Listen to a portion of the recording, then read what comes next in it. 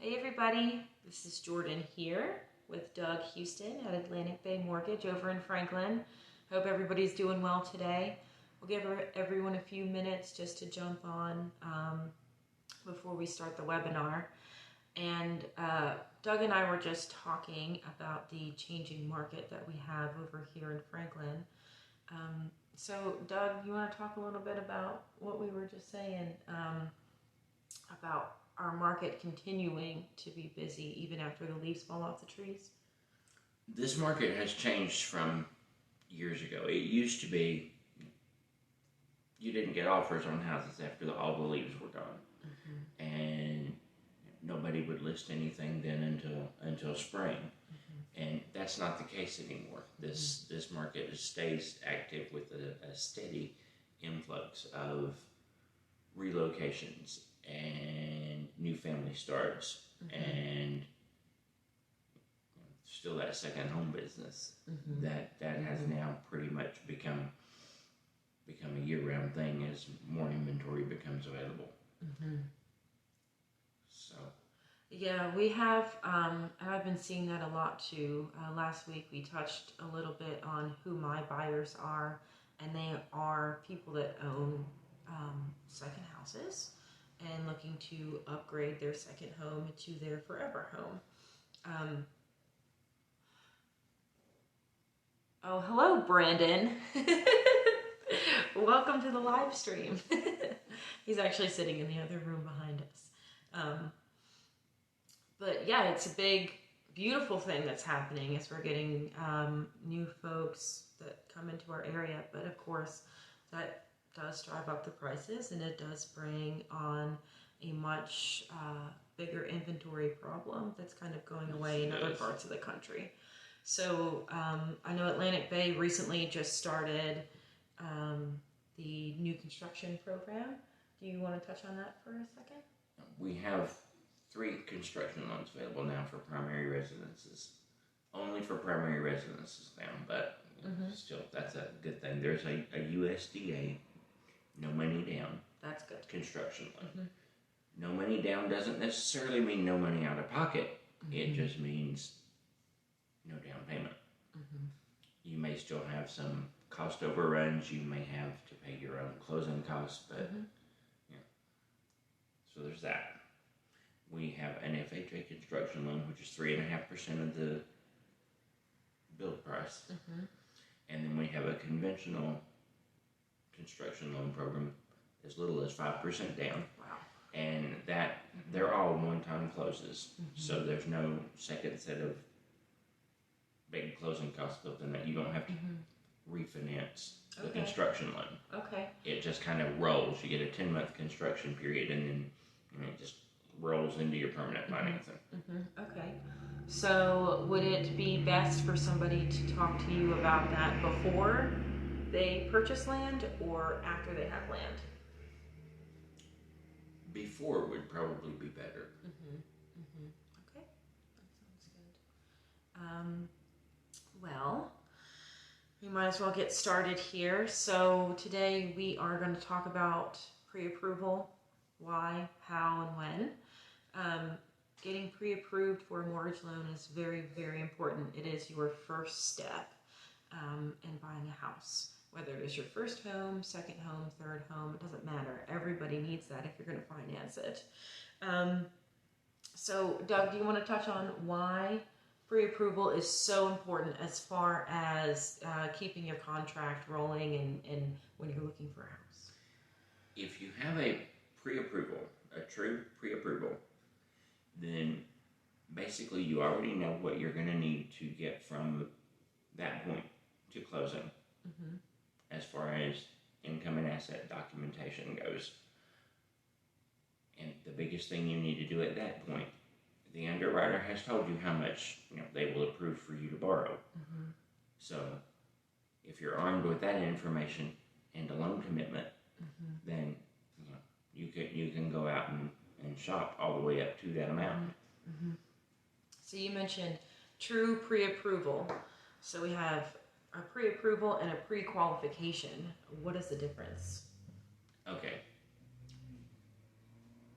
Most everybody starts with my online application now at DougHoustonMortgage.com.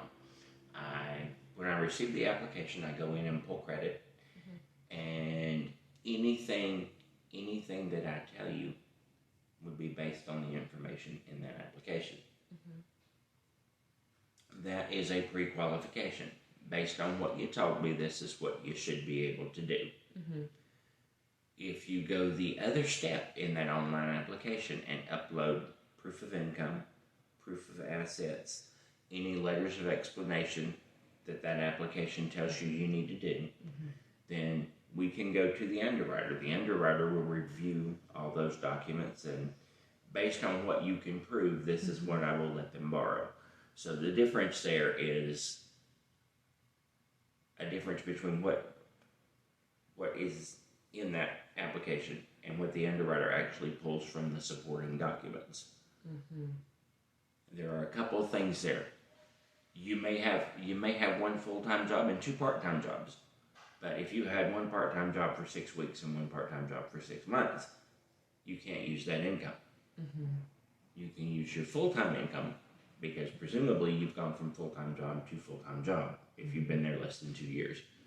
There are all kinds of little things like that it's impossible to explain to everybody all of the details of, because there's the scenarios are as different as the people who apply. And it's a lot better, easier, and less stressful for you if you go ahead and get the heavy lifting out of the way up front.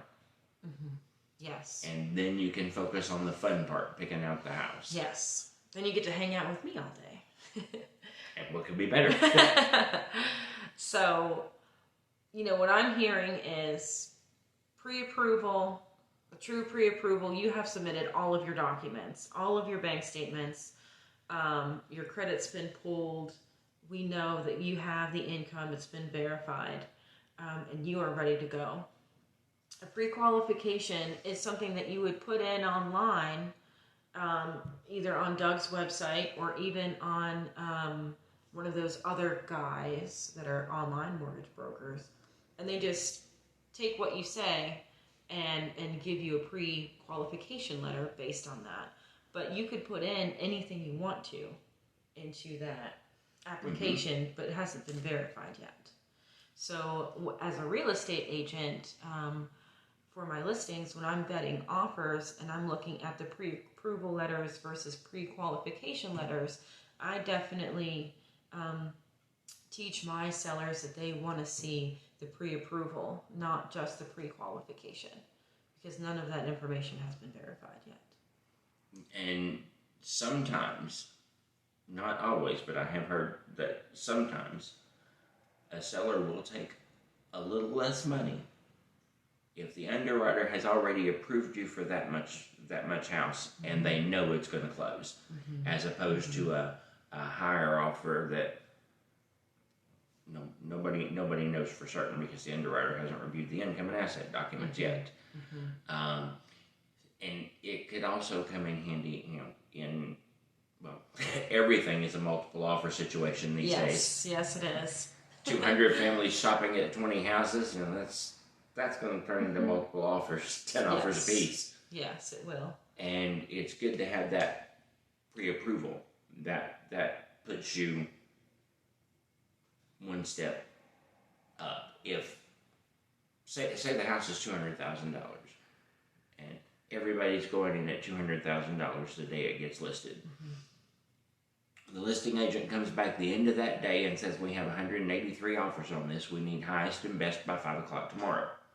If you've already been to the underwriter, you know what highest and best is going to look like.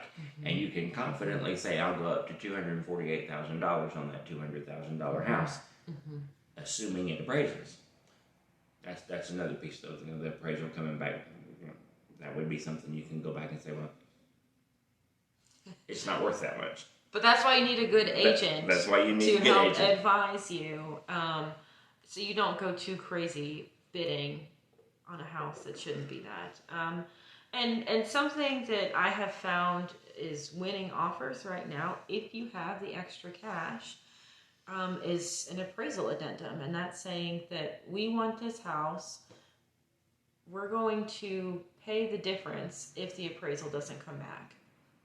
And that, combined with a pre-approval letter, really sets your offer apart from everyone else's if you have that extra cash. But if not, and you don't want to go over the appraisal price, that's okay too. But that's just a little tool that's been in my toolbox lately. And that can be a really good thing, because if your maximum budget is $225 and you think you need to go in at $235 for the house, and you have the extra 10, then you could go ahead and go highest and best over what you're approved to spend up to the limit of the money you're willing to put into the property. Yes, exactly.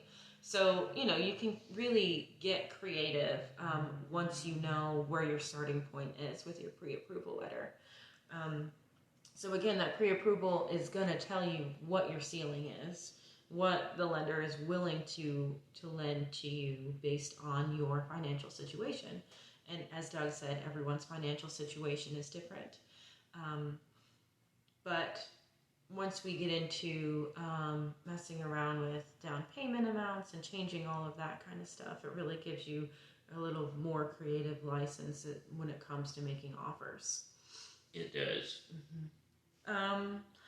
So we kind of talked about why and how. Doug, when is the best time to get pre-approved? Yesterday. Yesterday. You heard it here first. Yesterday. If you are planning to shop for a house in 2 to 3 to 6 months, go ahead and find out where you stand now, because there are some changes coming down the road with Fannie Mae where they're going to change the way they look at credit scores. Until that happens, a conventional loan has a minimum credit score requirement. If you're not there, we need to go in and play and see what it will take to get you there. Yes. My credit company website has some tools that we can use that will let us tinker with that credit score and see what we need to do and how long we need to wait to get it to where you need it to be. And it could be something as simple as get your mother to add you as an authorized user on a credit card and give it 2 months. It could be as simple as go pay that $140 medical collection and do a rescore. And then again, you could find out that, like the rest of the world has, that there is a humongous difference between the credit bureaus and Credit Karma. Yes, there is. And if that's the case, then you need to put on your seatbelt, because we're going to go on a bumpy ride together. Because getting to the point where your credit's fixed is, or can be, a minefield. Now, I warn you ahead of time. You might get blown up. I might get blown up. But parts of us are going to get across that finish line together, I guarantee it, as Lee Brown says. Yeah, I mean, that's a great point, too. Yes, get pre-approved yesterday. Don't rely on Credit Karma to tell you what your credit score is, because it is not accurate and it is not up to date. You need to have it pulled, and I know that a lot of people are scared about that, but Doug, can you touch on the rules around, the laws around having your credit pulled whenever you are shopping for a loan? Okay, if you're shopping for an automobile, say, it used to be that every inquiry was an inquiry. 10, 15 years ago, you could go in and purchase one car and come out of the dealership with 35, 40 credit inquiries, and each one counted individually. And when the laws changed, you have a 2-week window on a car, because that's a major purchase. And the first pull does the damage that the credit pull will do. Doesn't mean you want to have 65 of them done in that 2 weeks, but the first pull does the damage that the pull will do. And it's the same thing with a mortgage, except it's 45 days. Now, there are a number of things that can affect what happens to that credit score between the time I pull it and the time that online company pulls it. There are several things that can happen. If the balance on your credit card changes by $15, your score may go down 20 points. Mm-hmm. But if they pull the same balances, the same credit limits, the same payment history, then they should come up with the same score if they use the same scoring model. Mm-hmm. And all of those inquiries for 45 days are supposed to be lumped together as one inquiry. The first one does the damage that it's going to do. The rest will show up because they were done. Mm-hmm. So that's the difference on that. Okay. Now, credit cards, every credit card company is an inquiry. So watch those. Mm-hmm. Watch those carefully. One every 6 months or so is not going to hurt you. One every 6 days will do more damage than you can shake a stick at, as they say. Really? Yep. Well, if you have one inquiry, then it's because they had a sale at Belk's, or because that Discover card gave you 0 balance transfers, and you applied to take advantage of it. If you apply for a credit card at Wells Fargo and Citibank and Chase and Bank of America and your local bank and Capital One and First Premier and First Savings all in the same day, that credit score will start to go rapidly towards the gutters. What that looks like is there's some kind of a desperate need for cash. There's some kind of catastrophe coming that you're trying to avoid. Mm-hmm. Once every 6 months, you can build your credit. Once every 6 days will kill it. Yeah, don't do it. If you are... Don't do it. That's all I had to say about that. Go to Landmark and ask for one signature loan before you do 6 credit cards. Yeah. It's not a good thing. And I know something that I even get caught up in is the rewards points on credit cards and all of that stuff. One every 6 months is good. Use that card, get the points, freeze it, because then you have that cash and that those funds available, and that looks good. That increases your credit limit and versus what you owe, right? Mm-hmm. But there are some credit card churning gurus that will tell you to continuously, every couple of weeks, take out new cards because it's always free money. Do not do that. That's a very, very dangerous game to play. If you're using a credit card to build your credit score, open the account, activate the card when you get it. Fill up the car. When you get the bill for that tank of gas, the credit card will have reported to the credit bureaus with a balance. Pay for that tank of gas when that bill comes. Do that every 6 months or so. You could do it as frequently as every 3 to 4. But every 6 months generally keeps some activity. If you've got activity on that card, that score will continue to go up because you're being responsible. If you're constantly maxing it out as soon as it's empty and just barely making the minimum payments, here's a helpful tip for you. If you do that, or if you don't trust yourself not to do that, buy the tank of gas. Put the credit card in a Ziploc bag. Fill the Ziploc bag about half full of water, seal it up, and put it in the freezer. If you do that, it will be at least 24 hours before you can use that credit card for anything. So that big, massive impulse buy that you were going to do at Macy's because you could save $100 on it, in the time it takes that credit card to thaw, you've decided you don't need to spend $75 to save $100. Correct. The break the glass, break the ice, emergency card. That's how it should be looked at if you're using credit cards to build your credit. And it's a great way to do it. Absolutely is. But you just have to be very careful and very, very smart with it. So we were just touching on something else that I know I can't remember. I had a question. We digress into the importance of credit building. Your pre-approval letter. Back to pre-approvals. Okay. How long is that pre-approval good for? Okay, once we pull credit, it's good for 120 days. So that typically gives you 90 days to find a house and 30 days to get it closed. Mm-hmm. If you haven't found the house in 90 days, get a file folder. Put it wherever your mail comes in. If you normally take the mail to the kitchen table, put the file folder on the kitchen table. When you get paid, put the paycheck stub in the file folder. When you get the mortgage statement for the house you're going to sell as soon as you find the one you want to buy, put it in the folder. Mm-hmm. When you get the bank statement in the mail, put it in the folder.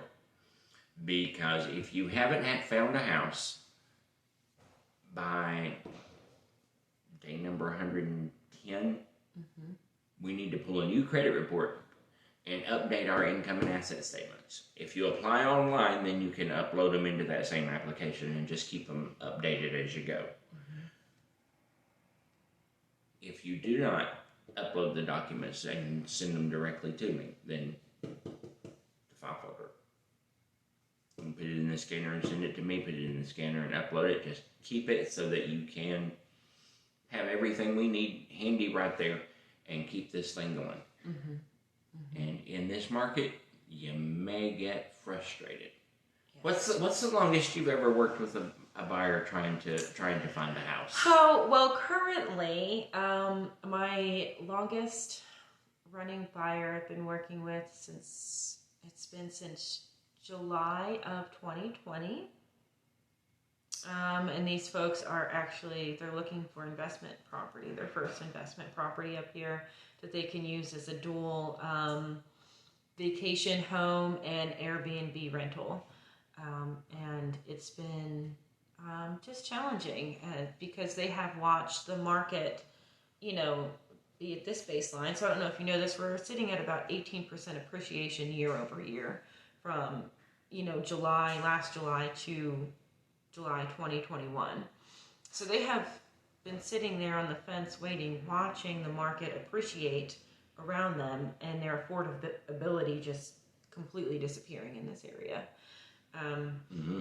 So there are a lot of people, if I can just touch on this for a second, there are a lot of people that are just waiting for the market to come down, and it's not going to happen. There's so much cash propping up this market. I think it's 34% of homes in the United States right now are owned free and clear. 34%. And during the last financial crisis, it was not that way. What percentage of purchases is cash? Right now, I'm not sure what percentage of purchases is cash, but I'm sure that we can look that up and put it in the comments later for sure. Or if anybody's watching, if you guys know, please. That would be interesting to see. There is a lot of cash in the market. Mm-hmm. And with a lot of sellers, I know cash is king. So mm-hmm. it could take a while mm-hmm. to find that house. Mm-hmm. Just keep your application updated. Look at the ones that pop up, the ones that you miss out on. What did I like about that one? What didn't I like about that one? Because if it takes you 6 or 8 months to find a house, you may find that by the time you get to the end of it, your wants and have-to-haves have changed. Yes. Based on what you've seen come mm-hmm. on the market. Mm-hmm. Yes. And, the grass is always greener until you realize that it's not. Don't wait too long. If you find something that ticks off 80% of your boxes, that's probably the home that you need to move into. Of course, if you're moving to this area because you're looking for, to work from home and you need internet, that is something that you need to be upfront with your agent about immediately, because we do not have reliable internet everywhere around here. And some sellers that have a specific internet company that starts with an F, if they turn that off before the house closes, you're not going to get that internet, unfortunately, because there's so much demand for it and they only have so much availability. will change at some point in the future, we hope. But until then, that perfect deal on top of that mountain 17 miles outside of town, it's not going to work if you need high-speed internet to work. Yes. You'll find yourself living in the public library. Yes, you will. And if you want to move all the way over here just to commute to the library to work, that might be okay. But I think many people that are choosing to live here and work remotely want to enjoy their mountain view while they're having their morning coffee.